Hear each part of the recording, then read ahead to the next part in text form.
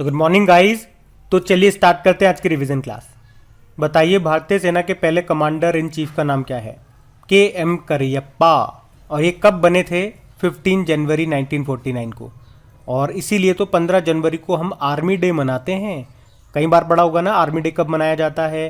15 जनवरी को। तो वो 15 जनवरी को क्यों मनाते हैं? इसी कारण से, क्योंकि भारतीय सेना के पहले कमांडर इन चीफ बने थे ये भारतीय। के.एम. करियप्पा नाम है। जय हिंद का नारा किसने दिया? नेताजी सुभाष चंद्र बोस ने दिया।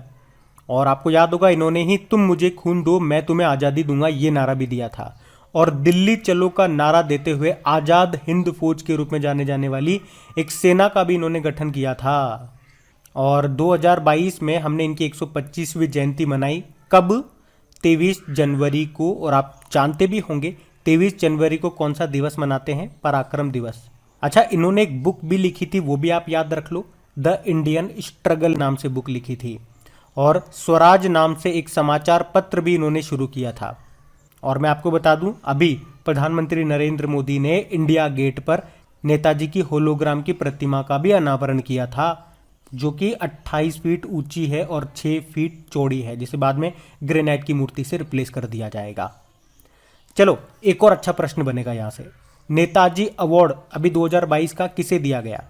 तो जापान के जो पूर्व प्रधानमंत्री थे, जिन्हें 2021 में हमने पद्म विभूषण नहीं दिया था क्या, वही। क्या नाम है? Shinzo Abe. और आपको बता दूं एक और करंट अफेयर्स का प्रश्न यहाँ से जोड़ करके, कि इनके ऊपर एक बुक भी लिखी है अभी। बुक का नाम बताऊं आपको? Bose the untold story of an inconvenient nationalist. किसने लिखा? प्रश्न ये आएगा। चंद्रचूड़ घोष ने। ऐसे याद रख लो, घोष ने लिखी बॉस। और एक और करंट का प्रश्न याद रख लो।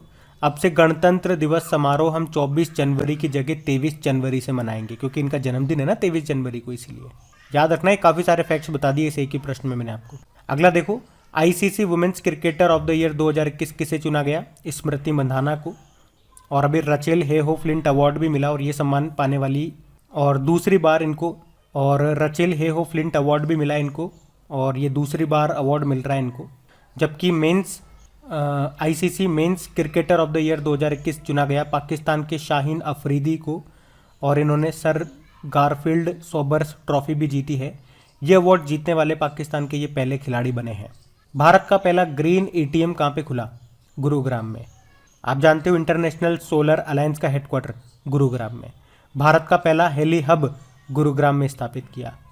और भारत का पहला मत्स्य पालन व्यवसाय इंक्यूबेटर गुरुग्राम में लॉन्च किया गया। और गुरुग्राम की पहली महिला पुलिस आयुक्त कौन बनी थी? अभी करंट अफेयर्स का प्रश्न है। चलो, ये प्रश्न मैं आप ही के लिए छोड़ के जा रहा हूँ एज अ होमवर्क प्रश्न। गुरुग्राम की पहली महिला पुलिस आयुक्त बताना है।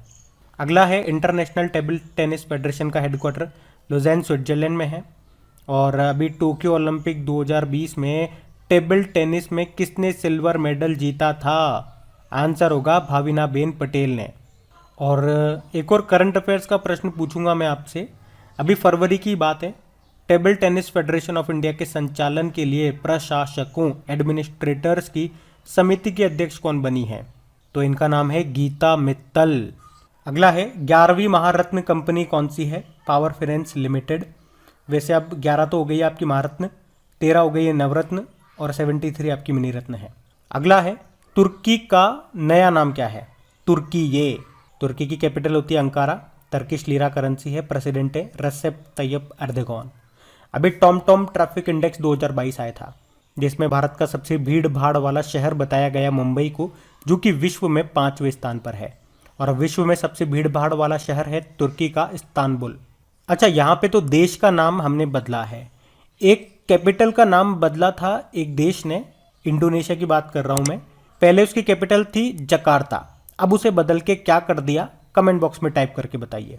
अगला है, अंतर्राष्ट्रीय चाइल्डहुड कैंसर डे। ये होता है 15 फरवरी को। कैंसर से 2-4 चीज़ें मैंने आपको याद कराई थी। एक तो वर्ल्ड कैंसर डे 4 फरवरी को होता है, और 2022 में इसकी थीम है close the care gap. National cancer awareness day होता है 7 नवंबर को। और कैंसर के ऊपर एक बुक भी आई थी आपकी, गैस्ट्रिक कैंसर नाम से, जिसको लिखा डॉक्टर अशोक के वेद ने। और कैंसर की स्टडी को क्या कहते हैं? चलो यही बता दो। ऑन्कोलॉजी कहते हैं। चलो बताओ अभी किस राज्य में कैंसर के बचाव के लिए होप एक्सप्रेस की घोषणा की थी? तो आंसर होगा महाराष्ट्र ने। अब आप बता दो होप मिशन किस देश का है और होप पोर्टल किस राज्य ने शुरू किया था।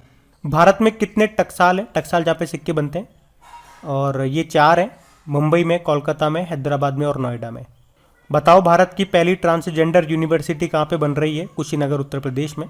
और मैं आपको बता दूं ट्रांसजेंडर से जो हमारा सामाजिक न्याय व अधिकारिता मंत्रालय है, social justice and empowerment ministry, अभी इसने भीख मांगने वाले और ट्रांसजेंडरों के कल्याण के लिए अभी एक योजना शुरू की थी जिसका नाम क्या है, स्माइल।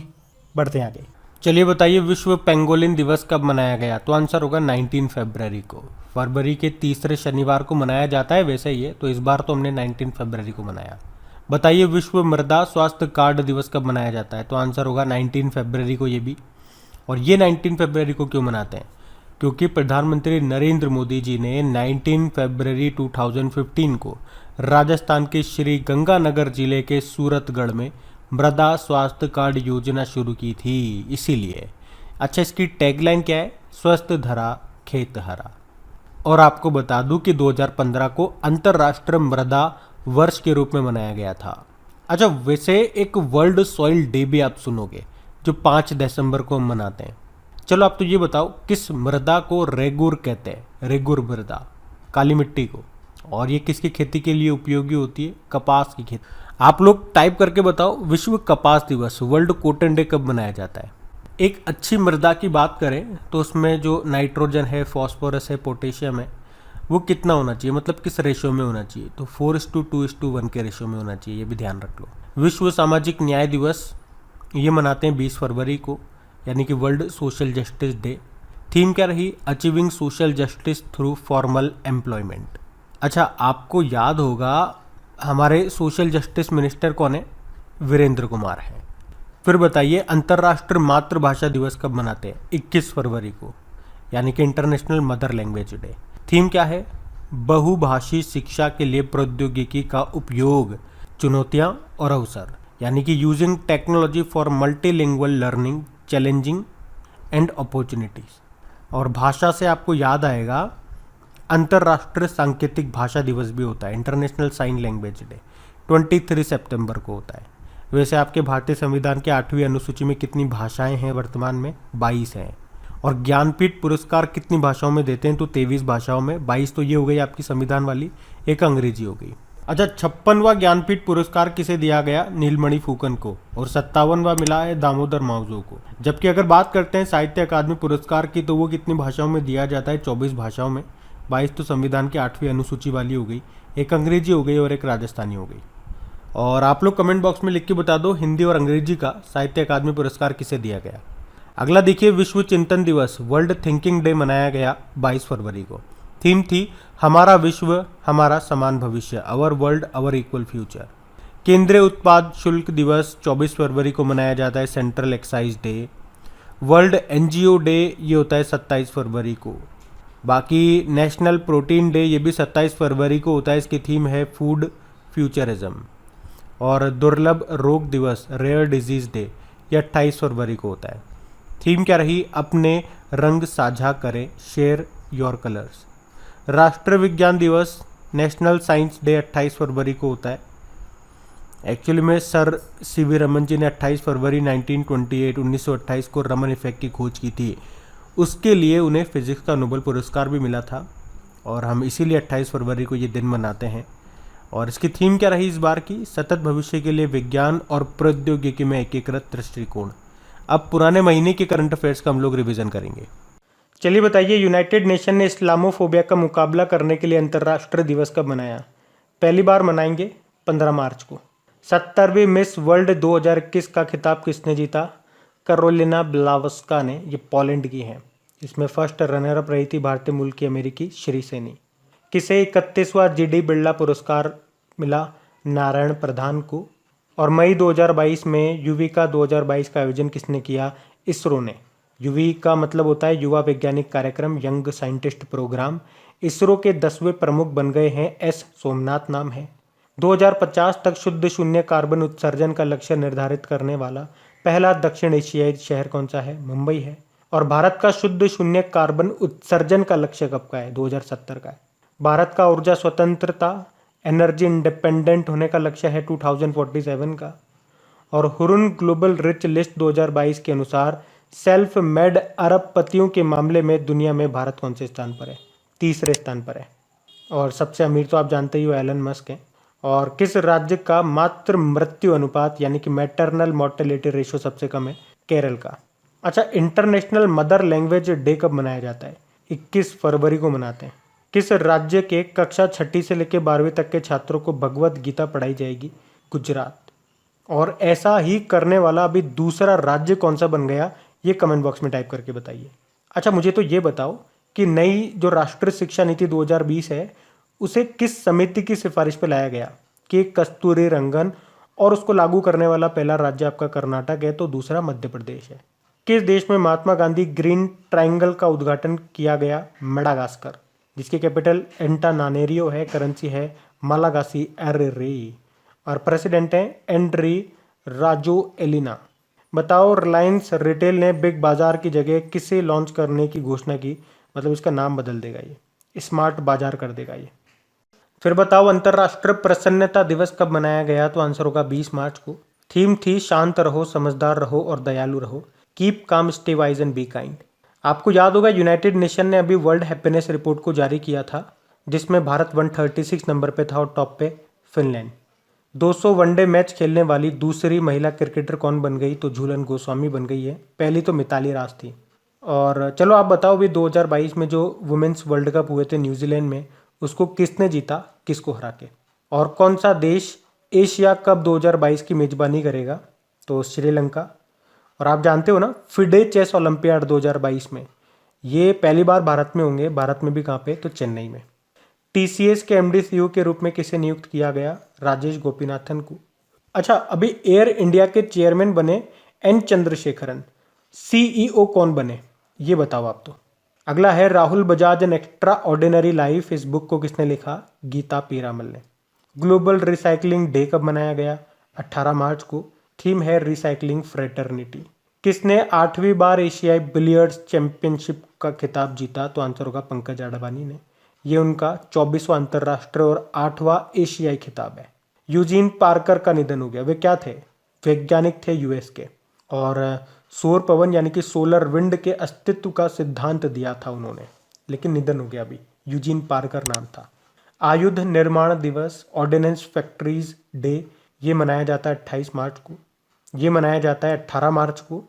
अच्छा, लेकिन अगर आपसे पूछ ले ऑर्डिनेंस डायरेक्टरेट के पहले डायरेक्टर जनरल का नाम? ER शेख। बताओ, अभी चर्चा में रहा था जेंडर संवाद कार्यक्रम का संबंध किस मंत्रालय से है? तो ग्रामीण विकास मंत्रालय से, जिसके मंत्री हैं गिरिराज सिंह। और इस कार्यक्रम का उद्देश्य क्या है? जेंडर इक्वलिटी के बारे में जागरूकता पैदा करना, जिसकी थीम थी नए भारत की नारी। चलिए अब कल के करंट अफेयर्स को भी रिवाइज कर लेते हैं लगे हाथ। और गाइज, अगर सेशन अच्छा लग रहा है तो प्लीज़ इसे लाइक करके अपने दोस्तों के साथ में शेयर ज़रूर कर देना। बढ़ते हैं आगे। तो चलिए कल के करंट अफेयर्स का रिवीजन करेंगे हम। बताइए, सशस्त्र सीमा बल के डायरेक्टर जनरल कौन बन गए? तो आंसर होगा SL थाउसेन। किसे नागरिक उड्डयन सुरक्षा ब्यूरो का महानिदेशक बनाया गया? तो आंसर होगा जुल्फिकार हसन को। और किसे सितारा ए पाकिस्तान पुरस्कार से सम्मानित किया गया? ये पाकिस्तान का तीसरा सर्वोच्च नागरिक सम्मान है। मिला है डैरन सेमी को, वेस्ट इंडीज के पूर्व कप्तान है। क्यों मिला इनको? इंटरनेशनल क्रिकेट को पाकिस्तान में वापस लाने में इनका बड़ा रोल रहा, इसीलिए पाकिस्तान ने इनको ये सम्मान दिया। और किसने पुरुष हॉकी एशियन कप 2022 को जीत लिया? साउथ कोरिया ने। किसे हराया? मलेशिया को। या आप यूँ कह सकते हो, पहले स्थान पे साउथ कोरिया, दूसरे पे मलेशिया और तीसरे पे रहा भारत, यानी कि भारत ने जीता ब्रोंज। कहाँ पे हुआ था? जकार्ता, इंडोनेशिया में। ये इसका 11वां संस्करण है। अभी जो महिलाओं का बैडमिंटन टूर्नामेंट है, उबेर कप जिसे आप बोलते हो, उसको भी साउथ कोरिया ने जीता था चाइना को हरा करके। और उसका थॉमस कप किसने जीता और किसको हराया, ये आप लोग बताइए कमेंट बॉक्स में। अगला है भौतिक स्टाम्प पेपर को समाप्त, यानी कि फिजिकल जो स्टाम्प पेपर होते हैं, यानी कि वो पेपर वाले जो फिजिकली रूप से, भौतिक रूप से उपलब्ध होते हैं, उनको समाप्त करके अब ई स्टाम्प सुविधा को शुरू करने का निर्णय लिया पंजाब ने। और विश्व की पहली पेपरलेस सरकार आपकी दुबई सरकार है। भारत का पहला रुपया आधारित क्रिप्टो रुपया इंडेक्स, इसका नाम है CRE8। इसको लॉन्च किया किसने? कॉइन स्विच ने। और आपको याद होगा अभी कोइन बेस ये फॉर्च्यून 500 सूची में प्रवेश करने वाली पहली क्रिप्टो फर्म बनी है। गजट रिव्यू के द्वारा किस भारतीय शेफ को दुनिया के टॉप 10 वैश्विक शेफ में स्थान मिला? तो आंसर होगा विकास खन्ना को। इस लिस्ट में ये 6ठे स्थान पर रहे। टॉप पे है ब्रिटेन के शेफ गॉर्डन रामसे। भारत के संशोधित ध्वज संहिता के अनुसार भारत राष्ट्रीय ध्वज या तिरंगा अब किसकी मदद से बनाया जा सकता है? तो पॉलिएस्टर और मशीनों के द्वारा। पहले ये केवल कपास, रेशम, ऊन, खादी से, हाथों से बने हुए झंडों को ये अनुमति थी। किसने टाइम्स बिजनेस अवार्ड जीता? रश्मि साहू ने। और times person of the year 2021 को जीता था एलन मस्क ने। राष्ट्रीय सूचना विज्ञान केंद्र का महानिदेशक डायरेक्टर जनरल बन गए कौन? राजेश गेरा, नेशनल इंफॉर्मेटिक्स सेंटर के। और चीनी का सबसे बड़ा उत्पादक राज्य कौन सा बन गया? महाराष्ट्र बन गया, यूपी को पीछे छोड़ दिया। और चीनी का कटोरा हम कहते हैं क्यूबा देश को। कल मैंने प्रश्न पूछा था आप लोगों से, भारत में चीनी का कटोरा यूपी को कहते हैं। और आपको याद होगा अभी सब्जियों के उत्पादन में उत्तर प्रदेश टॉप पे आ गया, जबकि फलों में तो आंध्र प्रदेश है। तो गाइस ये था आज का आपका रिवीजन वाला सेशन अच्छा लगे तो लाइक करके शेयर जरूर कर देना। Thank you.